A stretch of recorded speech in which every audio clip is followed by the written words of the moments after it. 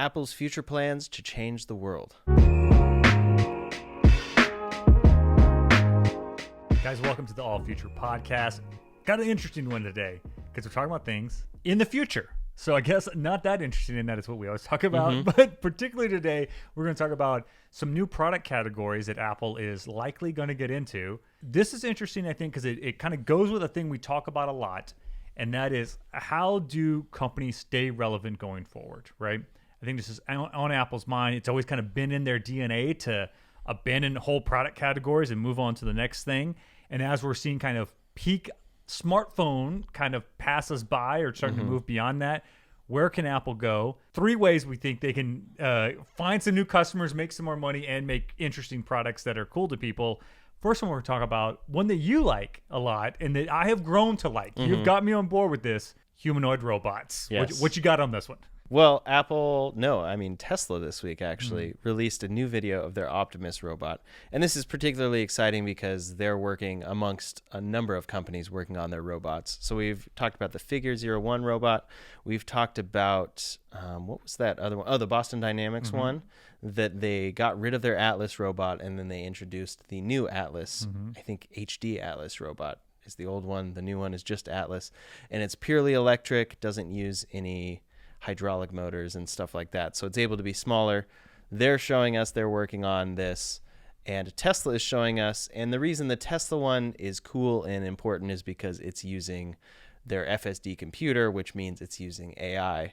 And ultimately, that's the most exciting part, I think, about bipedal humanoid robots for people in the future is the AI side of things. Apple has already been rumored to be kind of looking into this space. I think a lot of people are seeing like the future vision of how you can actually train AI and then recognizing if we can make a robot that we can train on AI, it could be just like a human and do human tasks. And that was kind of what convinced you, I think, right? It was. I was never on board with the idea of a humanoid robot because I don't think humans are very well designed.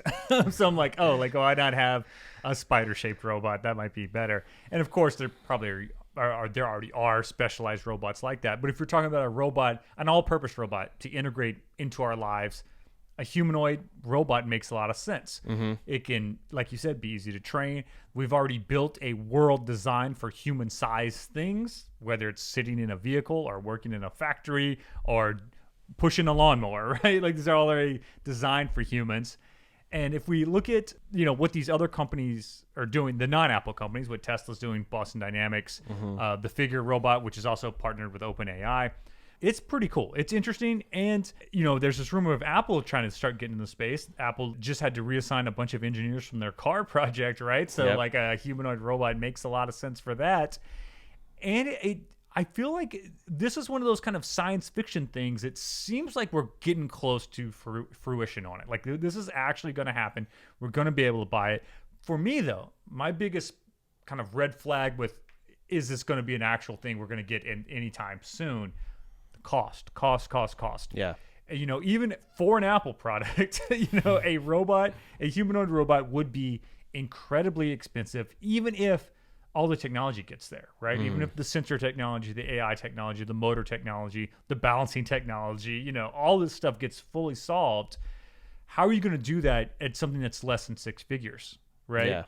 Yeah, that's my biggest concern. The interesting thing is always for Tesla, I think, is they're very quick to eliminate things. A lot of times before it's should be eliminated, like we see it with certain features, like they got rid of radar sensors before they had the replacement for certain features that were enabled by that radar sensor. So you're buying a new car and it actually has less features than the one from a couple months ago. Then they eventually fix it with software. And they've done that with most things. But I think we're going to see that with this robot as well. Because in this video, they talk about it being 2D cameras. It's only using that and sensors like in the hands and around the robot itself. And then it's able to just take that and use the onboard computer. So that's one advantage they have, is that they just go forward with like, what's the most basic form of this we can do with the least amount of sensors, so the cost comes down. But then it takes obviously all that development that goes along with that. So that is what I think can bring down the cost. But obviously it takes time. Elon right now says for Tesla like 2025, which puts them probably In Elon time, 2028 or so. Potentially, yeah. And then that puts Apple, I don't know, a couple years behind that if they're working on this. But the interesting part about this new video is, did you see this part? This is them actually training them. So they're standing right next to them with VR headsets, and they're directly training the robots that are next to them in line. That's pretty interesting. And this is the exact kind of thing you're talking about of why the humanoid form factor in robots is the kind of way to go. It's because, yeah, you can actually it can learn from a human. You can have a human in this AR set that's moving the robot, and the robot goes, oh, okay, that's how I do that. Cool, I've got it figured out, and then just run with it. Yeah. So that's pretty interesting. It's cool. The point you're kind of making of, the Tesla model of stripping stuff down as far as we can go, even to the point where it's maybe breaking it a little, to get costs down, to get the manufacturing figured out. That's not that alien to Apple. You know, if you think Apple has left behind technologies many times. Oh, yeah. Famously, the floppy drive and then the CD-ROM, right? Like, and the 1/8-inch jack. Yes. All kinds of things, right? Yeah, like a communication jacks, full-size USBs, whatever you want to call it, right? They throw stuff out kind of before the consumer's ready for them. And if you ask them, they'll say, oh, because we're trying to move this technology forward. Oh, by the way, in parentheses, it saves us a ton of money not having to throw this into this device anymore. And so I could see Apple kind of adopting that mindset. Apple also has this mindset of not making a product that can do everything that we're actually capable of. I think there's a really strong argument to make that Android phones have more capabilities than iPhones, because of their ability to do weird hacking, side loading, all this kind of stuff to them, right? Even if maybe the hardware can't do it, you got just more options there, right? But Apple realizes that, oh, that's not actually why people buy stuff. It's rare for someone to buy something because they go, oh, I can do anything I want with this. What most people go is, those 3 things it does are so good, I've got to have it. Yeah. Right? And that's what I can see them making in this robot. Maybe it's not this, I don't know, like fully formed C-3PO crazy level of technology robot, but rather it's, hey, this robot can help me carry heavy things. It can do basic tasks in the yard, and it can, I don't know, be my buddy when I'm lonely, whatever it is, right? But you think of like those 3 kind of killer features and run with that. There's another really recent one. So we saw about 11 days ago now or so a video of the Astrobot S1, and this one's pretty interesting because it's just at a table and it's stacking cups at the beginning of this demo, and it's really impressive how quickly it's doing so. So a lot of these robot demos, it's like, wow, it's doing that thing, but they're showing us the video at 2x or 4x even to demonstrate here's what it's doing, but it does take a while. This one, when it is stacking these cups, it's very impressive. Yeah, it's definitely moving, and this is cool.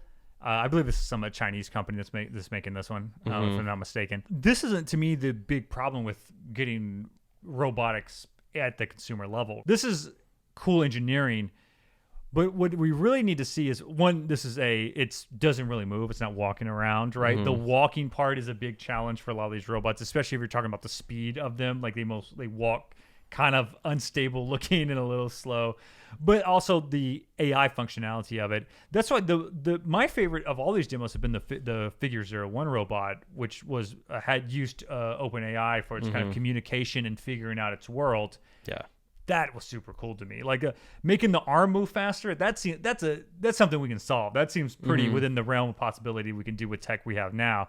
But having it understand its environment, understand context, and be safe. Cool. Like we're watching the demo right here of it's chopping vegetables. Look, man, I don't want a robot super chopping vegetables fast around me. That seems dangerous. Like that's not making me feel comfortable with this thing. What would make me feel comfortable is super advanced AI in it, so that it understands when it's in a dangerous scenario, so it's not moving fast when it shouldn't move fast, where it has just a context of its environment in a way that makes me feel comfortable actually hanging out with this thing.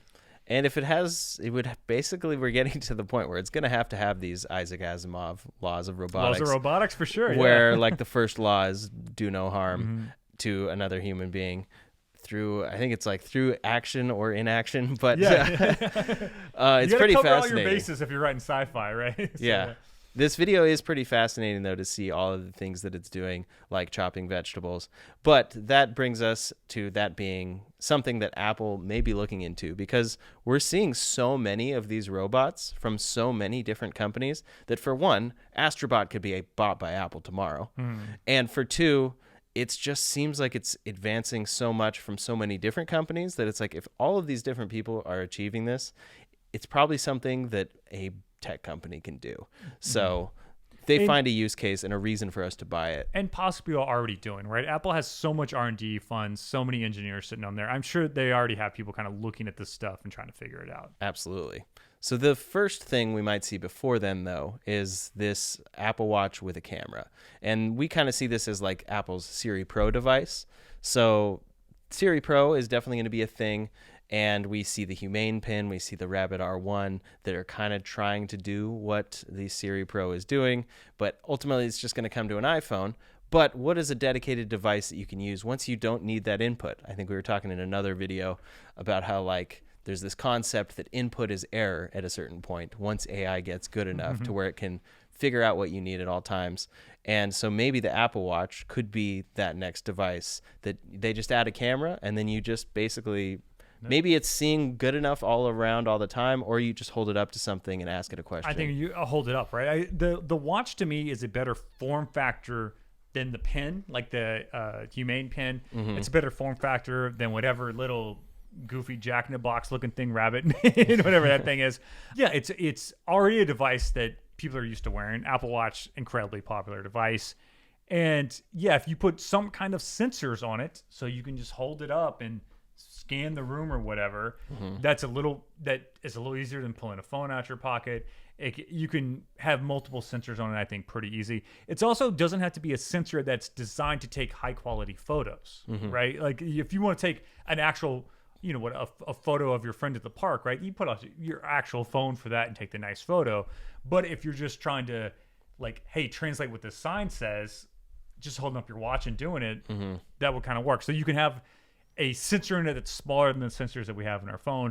It'd be easy to add something like a LiDAR to it as well. I say easy. It would expand the size and the battery requirements. There's obviously some engineering challenges there. But the watch seems to me to be the way to go for our AI wearable device. We're already used to it. The watch is a proven form factor for hundreds of years that people don't mind wearing. It's convenient. It lets you have a screen, something like that a pen doesn't do very well. I mean, the Humane has that insane projection system. Lets you have haptic feedback, so you can get silent feedback from it, right? And it can just, like the Apple Watch already does, but in a more advanced way if it's tied into an AI. And like I said, you make it a little thicker, put some more batteries on there, you can add sensors. Just the way to go. I hope Apple is at least researching or thinking about making something like this. To your point about the camera, that's interesting, because I think I have been thinking, like, how are you going to put a camera on an Apple Watch? But the camera does not need to be that good for an AI to understand. If you think about how low quality of a video or a photo we can look at and understand what's happening, we wish we saw it in higher quality, but to actually understand and get the point across or detail certain things, it doesn't need to be that good. So they could absolutely add a fairly cheap lower end camera, and it's not about you using it to take photos. There's no real use case Apple could for even the make camera. it so where you can't even pull the photos from it, Yeah. right? Like it's just, they don't even call it a camera. They call it like the optical sensor array or something like that, right? And it's, like I said, it has like some kind of LiDAR, some kind of true depth system. So it's actually probably like two cameras and a LiDAR. And with that, and if you think about it, I mean, it's already in the front of our phones. The thing that's in the notch, like just put that on a watch, and then you have a sensor that can figure out a lot of the environment. And it's, it's all the AI processing is being a combination of actually happening on your phone with its new, whatever, A27 neural engine chip, whatever they put in these things, right? And then it can decide what it needs to offload to the cloud. Definitely. I think the ultimate form factor here that I kind of want is glasses. And I think a lot of people think that might be the better one if they can actually get glasses, because then you have the added display, which should be a very good AR display in time. But for now, the watch makes a lot of sense. And the difference is all enabled by AI, because Siri Pro and Siri being way better than it is right now, to the point where you actually want to use it with your watch and you can actually rely on it to do very basic or very extreme tasks for you. Yep. And the watch is kind of interesting for that too. I use the raise the Siri function on the watch all the time. Some people don't even know this exists. You don't have to actually say the word Siri to do Siri on your watch. If you raise and start talking, it immediately activates it, right? If that's whatever this new Siri Pro has with, LLM style natural language features, you just raise your watch, talk to it a little bit, put your watch down. That seems pretty cool. Yeah. That seems pretty cool. I'm into this thing. Yeah, definitely me too. So the next product is one that you have a lot of doubts about, but there's a lot of rumors that Apple is working very hard on foldables, a foldable phone, and a foldable MacBook iPad hybrid device that is a 20-inch device. Put them all in one thing. Let's do it. Yes. 20 inches of everything. Great. Yeah, I said this in another video. Yes, Apple's working on this. They've been working on this since the 80s. There's concept designs from the 80s with Apple looking at some kind of like dual screen book opening iPad looking device. The problem there's always been with this is that it's the durability of foldable objects with the average consumer is pretty poor. We've seen that with especially the first kind of generations of things like the Galaxy Flip and the Galaxy Fold. There were all these issues with them. A lot of people who have those devices are people who upgrade every year, so they're not even really worried about the durability of it because they're like, oh, I'm getting one new one anyway. If you're looking at how normal people use, if we stick with the phones, they're, people are upgrading every 2 years, right? So you need something that you know is going to be durable, you're not buying for the gimmicks. And so foldables have that kind of problem now. Now, if you're looking at something like this 20-inch foldable iPad thing, for this not to be lame, you almost need a level of technology that doesn't exist at the consumer level right now. You can't just have 2 screens on a hinge. Everyone's gonna be like, what is this? Why do I need this? Right? Yeah. You're gonna need something that it folds out and then stiffens through some kind of electromagnetic system or something something crazy, right? Electrostatic system. And then I think Apple really wants to do this with the Vision Pro and visual computing, right? Yeah. That's what they really, if you want a big screen, if you want a portable 30-inch screen, buy our Vision Pro or our new Apple glasses when we make whatever it is, right? So this seems unlikely to me, but I mean, I've been wrong before, so maybe it'll happen. What do you think? I think they're definitely working on it. I think they might have a way for us to like it via software. So the device obviously is going to have to be an Apple design device. It's going to look Apple-y and everything, but it could even have something like a notch down the middle. So that enables it to not have to have that plastic type display. It can still have 2 great displays, just they're separated by a seam. And in software, they figure out a way.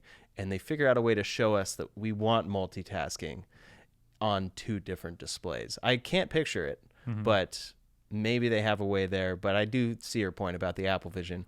Because, yeah, if you use the Apple Vision for a while, it's like, yeah, I can have as many giant displays as I want. And it's almost a weird effect. You take it off and you're like, where'd everything go? Oh, man. Because it feels that real and that tangible in AR space, especially if you have good lighting during the day, like the cameras and the pass-through is really good to the point where you can basically be walking around your house feeling like all of these things really exist in your space. So that's a lot more powerful than a dual screen foldable tablet. But yeah, we've all been wrong before, and I'm really curious to see what they can convince us of there. But first, we might see a foldable iPhone. That seems the most likely. Yeah. We'll see. I'm still even a little questionable about that. Me too. So we've got 3 things here. We've got the possibility of some kind of Apple robot, some kind of AI watch, and the foldable phone. Where are your bets right now? Which one of these things are we actually going to see? And which, or maybe the order we're going to see if you think we're going to see them all. I would say probability of it ever coming is the watch thing first, then the foldable, then the robot. For some reason, but I don't know. Things can change quick, and it is moving in the robot space. But I don't know about Apple getting into the robot space. It'd be one of their most expensive products. But as far as timeline, probably the watch first, and then I don't know about the other 2. I don't know that the other 2 are coming. Maybe never. Yeah. Maybe never. Agreed. Like, I think it's possible we see all 3. That order's probably right. But I don't know. Maybe they've really solved something interesting with the foldable phone thing and figured out the durability issues of it and something super cool. If They so, did just make the thinnest iPad ever, they did just Apple make device ever. And, yeah, and if they make a flip iPhone, I might buy one just so everyone knows I have the newest iPhone. So, which is one of the most important reasons to buy an iPhone, I think. So, yeah, that's where I'm at. Yeah. As much as we're doubting some of these products, we will probably pre-order them day one. Absolutely.